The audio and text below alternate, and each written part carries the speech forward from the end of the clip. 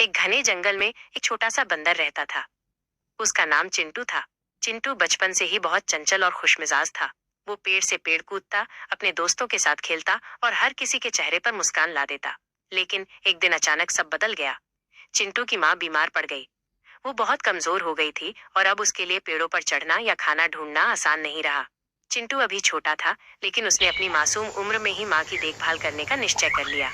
वो रोज सुबह जल्दी उठता, मीठे मीठे फल ढूंढ कर लाता और माँ को खिलाता। खुद भूखा रह जाता, लेकिन माँ को कभी भूखा नहीं सोने देता।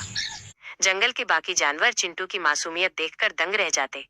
वे सोचते कि इतना छोटा बंदर इतना बड़ा त्याग कैसे कर सकता है। धीरे धीरे उसकी माँ की तबीयत और बिगड़ने लगी।